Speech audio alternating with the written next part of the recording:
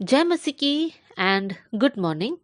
आज सुबह आपका ध्यान को वचन की तरफ मैं लेकर आना चाहती हूँ। हम लोग पिछले एक सप्ताह से गलातियों की पत्री 5वां अध्याय 22 और 23वीं आयत पर मनन कर रहे थे, जहाँ पर आत्मा का फल के बारे में लिखा था और हम लोग उसमें से हर एक पॉइंट पर चर्चा किया। और आज सुबह हम लोग इस बात पर मनन करेंगे कि क्या हमारे जीवन में फल होना जरूरी है या नहीं है। क्या फल बिना भी हम लोग स्वर्ग जा सकते हैं या फल होना जरूरी है। उसके लिए एक आयत को आपके सामने मैं लेकर आना चाहती हूँ, और वो है मत्ती का सुसमाचार, उसका 7वां अध्याय और 19वीं आयत, मैथ्यू 7:19।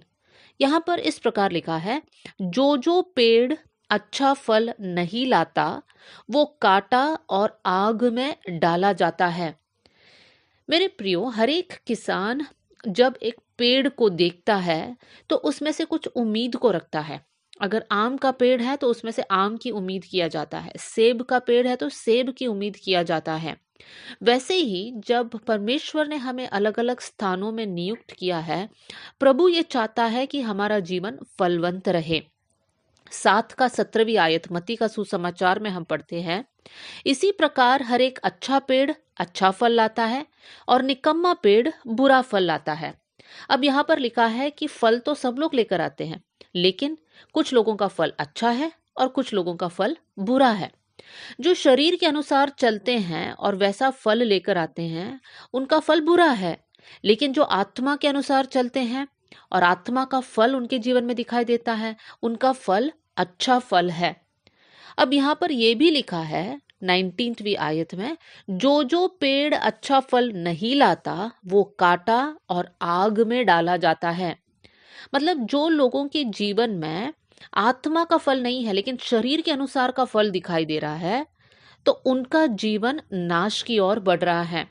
कैसे पता चलेगा शरीर का फल कौन सा है और आत्मा का फल कौन सा है? जो भी आत्मा का फल हमने देखा, उसका ऑपोजिट लीजिए, वो शरीर के अनुसार का काम है।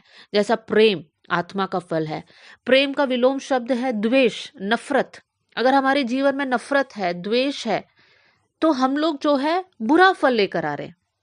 देखिए, आनंद, आनंद का विलोम शब्द है दुखी रहना या चिंतित रहना। अब हम ही जांच ले कि हमारे जीवन में हम आनंदित रहते हैं या दुखी रहते हैं।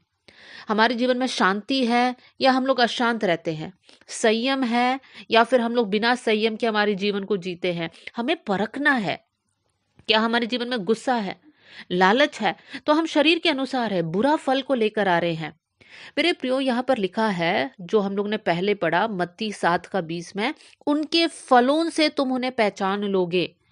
मतलब हम जब लोगों को देखते हैं ना, यूजुअली हम लोग उनको ऐसे पहचानते हैं, हाँ ये तो बहुत अच्छा प्रचार करने वाला व्यक्ति है, अच्छा ये तो बहुत अच्छा गीत गाने वाला व्यक्ति है, ये तो बहुत अच्छा ऑर्गेनाइज करने वाला व्यक्ति है। हम लोगों को उनके टैलेंट से पहचानते हैं और हम सोचते हैं हाँ वो लोग बहुत अच्छे लोग हैं। लेकिन जब परमेश्वर हमको देखता है, परमेश्वर हमारे टैलेंट या वरदान को देखकर नहीं है जो पहचानता है, क्योंकि वरदान तो प्रभु सबको देता है। लेकिन परमेश्वर हमको पहचानने का तरीका यह है, परमेश्वर देखता है कि क्या हमारा फल अच्छा है या बुरा है। देखिए, मत्ती का सुसमाचार 7वीं अध्याय में 22वीं आयत में यीशु मसीह इस प्रकार कहता है, उस दिन बहुत से लोग मुझसे कहेंगे, हे प्रभु, क्या हमने तेरे नाम से भविष्यवाणी नहीं की और तेरे नाम से दुष्टात्मा को नहीं निकाला और तेरे नाम से बहुत से आश्चर्य कर्म नहीं किए? तब मैं उनसे खुलकर कह दूंगा, मैंने तुमको कभी जाना ही नहीं। हे कुकर्म करने वालों, मेरे पास से चले जाओ। देखिए प्रियो, ये आयत पढ़ते समय हमारे अंदर डर उत्पन्न होना चाहिए, प्रभु का भय होना चाहिए। क्योंकि हम अगर दूसरों के लिए प्रार्थना कर रहे हैं और दुष्टात्मा निकल रहा है, हम भविष्यवाणी कर रहे हैं, प्रभु के लिए बड़े बड़े कामों को हम कर रहे हैं, लेकिन हमारा जीवन फलवंत नहीं है, तो ये बड़े कामों से कोई मतलब है ही नहीं। परमेश्वर ये बड़े बड़े कामों से नहीं है जो हमें पहचानता है, परमेश्वर हमारे फलों को देखकर हमें पहचानता है। मेरे प्रिय भाई बहनों, आज क्या आपको देखते समय लोग यीशु मसीह का चरित्र को आपके अंदर और मेरे अंदर देखते हैं?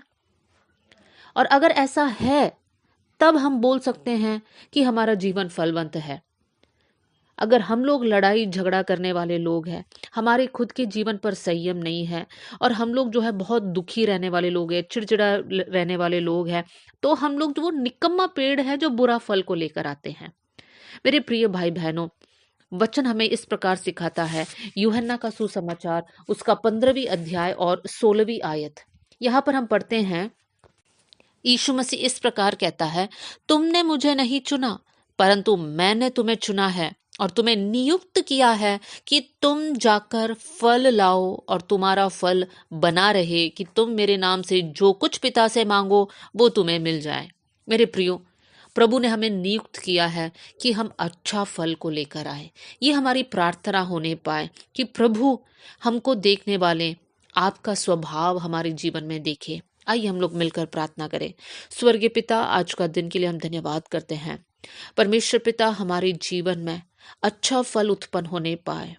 हम लोग शरीर के अनुसार ना चले प्रभु जी, इस संसार के अनुसार हम ना चले प्रभु, लेकिन आत्मा के अनुसार चलने के लिए आप हमारी मदद करना।